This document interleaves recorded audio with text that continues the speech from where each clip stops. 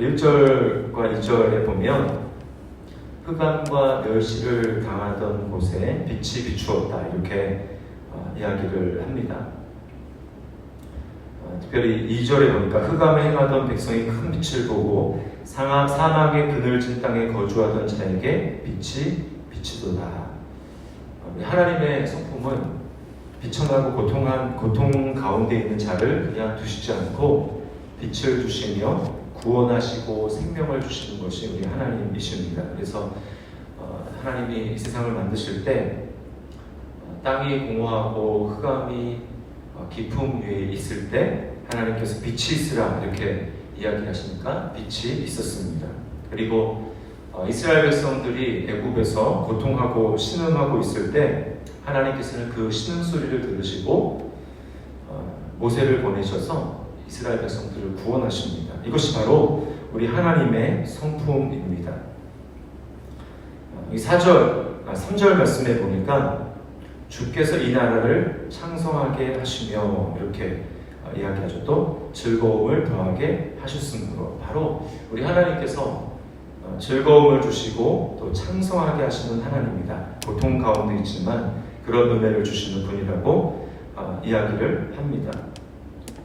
또 4절에는 이는 그들이 무겁게 맨 멍에와 그들의 어깨의 채찍과 그 압제자의 막대기를 주께서 꺾으시되 미디안의 날과 같이 하셨습니다. 이렇게 이야기합니다. 그들이 지금 종의 멍에를 메고 있고 또 어깨에는 채찍의 고통이 있습니다. 또 압제자가 그들을 압제하고 있는 상황이죠. 자, 그런데 하나님께서는 이렇게 자기 백성이 고통 가운데 있고 신음 가운데 있는 것을 그냥 보고 계시지 못합니다. 여기 특별히 미디안의 날이라고 얘기했죠. 미디안의 날. 이게 뭘 얘기했냐면 사사시대를 이야기하는 것입니다.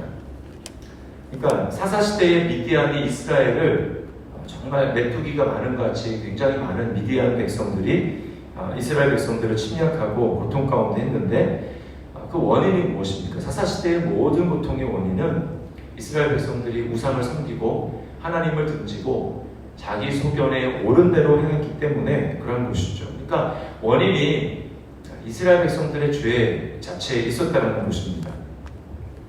원인이 그들에게 있었기 때문에 그들이 잘못한 것이 어떻게 보면 그들 자신의 잘못 때문에 그렇게 고통을 당하는 것이지만 하나님은 너희들이 잘못했으니까 너희들이 고통을 당해라 이렇게 하시지 않으시고 거기서 구원을 하십니다.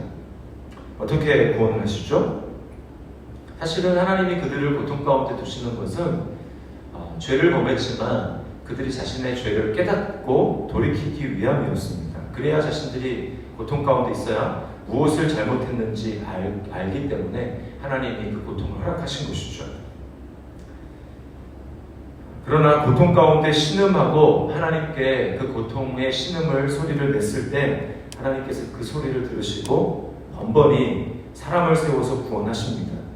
미디안의 압제 가운데도 마찬가지였어요. 그때에 하나님이 일으키신 사사가 누굽니까? 기드온입니다.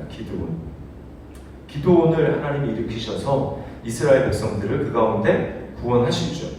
도저히 불가능한 것 같은 그런 상황에서 하나님은 기드온의 300용사, 우리가 잘 알고 있는 기드온의 300용사를 통해서 불가능한 수많은 미디안 군대를 주님은 깨뜨리십니다. 뭘 우리에게 보여줍니까? 구원은 나에게 달린 것이 아니라 하나님께 있다. 나의 외부로부터 구원이 임한다라고 하는 것입니다. 하나님이 바로 우리에게 구원을 주시는 그 하나님이십니다. 자, 그러면 이 당시에는 사실은 미디안은 아니죠. 미디안과 같은 그런 상황에서 하나님이 구원하셨다고 말씀하시는데 이 당시에는 누구를 통해서 하나님이 구원하셨을까요?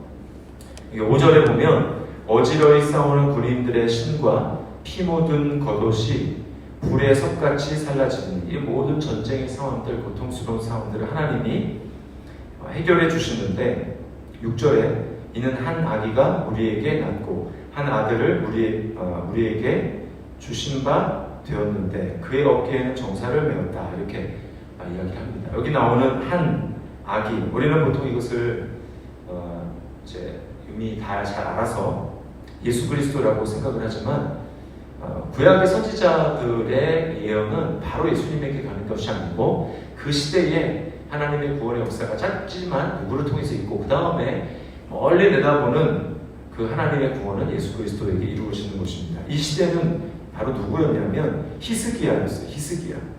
여기서 한 아들이라고 얘기하는 이 사람은 바로 히스기야였습니다. 히스기야 시대에 엄청난 부흥이 있었고 다윗의 영토의 대부분을 회복하는 사건이 있었습니다. 제2의 전성기죠. 그러니까 하나님은 항상 그 사회를 구원하시기 위해서 한 인물을 준비시키십니다.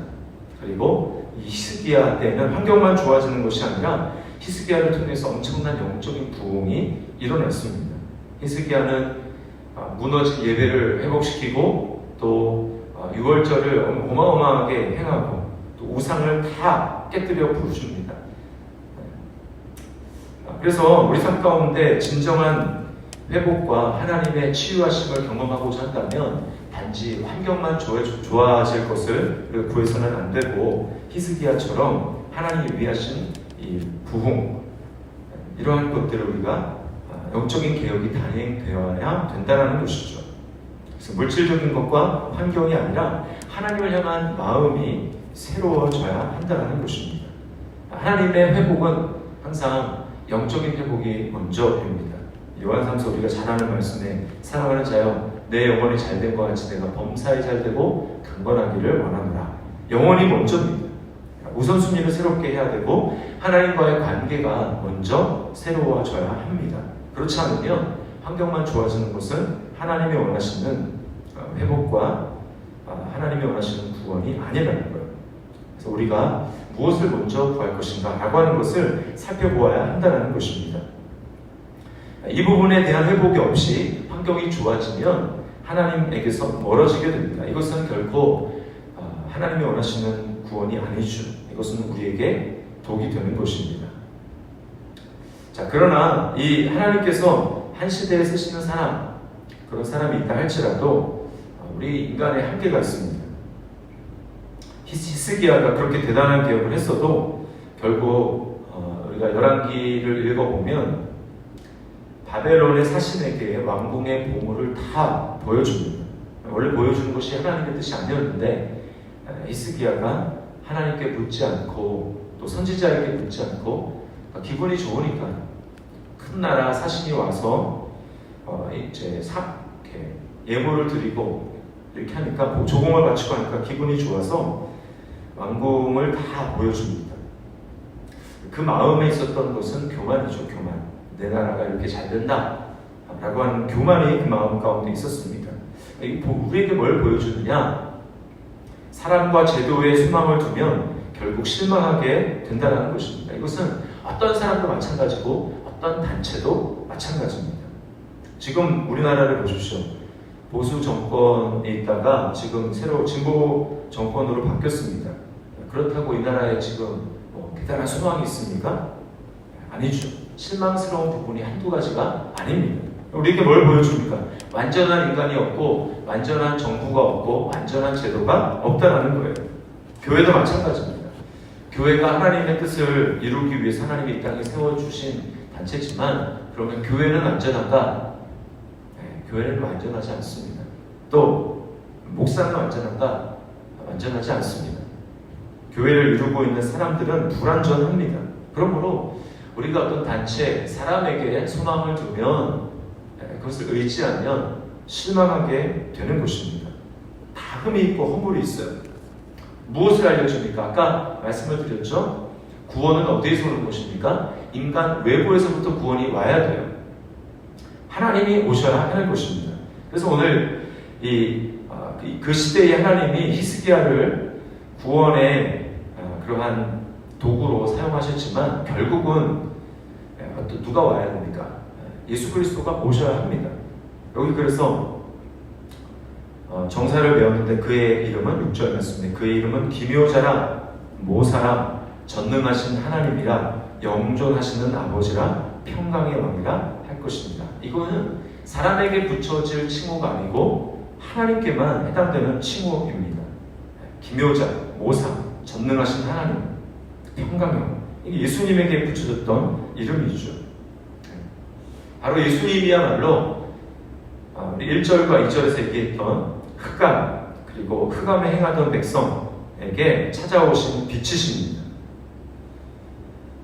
요한복음 1장 말씀해 보면 참빛 곧 세상에 와서 각 사람에게 비추는 빛이 있었나니 라고 얘기하죠. 이분이 바로 예수님이신 것입니다. 예수님이 오셔서 일어난 변화를 보십시오. 예수님이 흑암 가운데 있었던 사람 전체 가운데도 우리에게 구원을 주시지만, 예수님이 이 땅에 오셔서 하신 공생의 사역들을 보면 한 사람 한 사람 찾아가셔서 구원을 베푸셨던 것을 보게 됩니다. 사마리아 우물가에 있었던 그 여인을 주님이 찾아가셨어요. 굉장히 멀리 있었고, 그 당시 많은 사람들은, 유대인들은 사마리아 사람들과 상종하지 않았지만, 예수님은 나중에 긴 거리를 걸으셔서 다리가 피곤하고 그렇게 했다고 말하지만, 예수님은 그 거리를 걸어가셔서 그 여인을 만나십니다. 인생의 목마름을 주님이 해결해 주십니다. 뿐만 아니죠.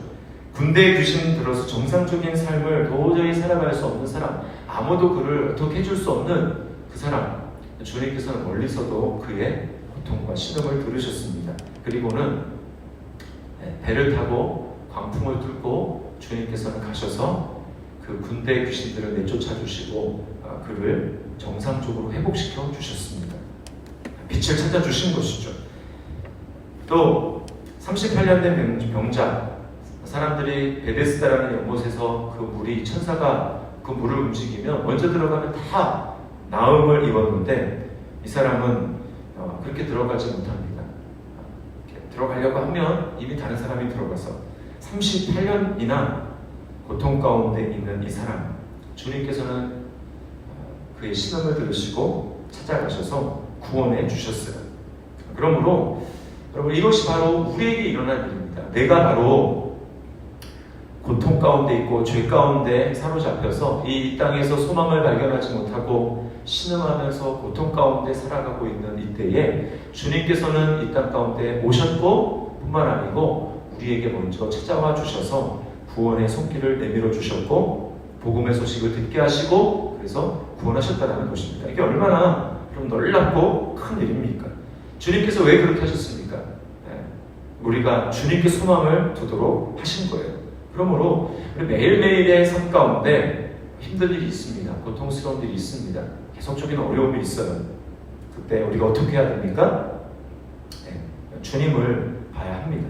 사람을 보고 환경을 바라보고 그럴 때는 우리의 한숨과 고통이 가시지 않습니다. 그러나 예수님을 바라보고 이미 주님께서 그 큰 구원을 우리에게 이루어 주시고 나에게 찾아와 주셔서 구원을 해주신 그 주님을 바라볼 때 우리 다시 한번 소망이 생기는 것입니다.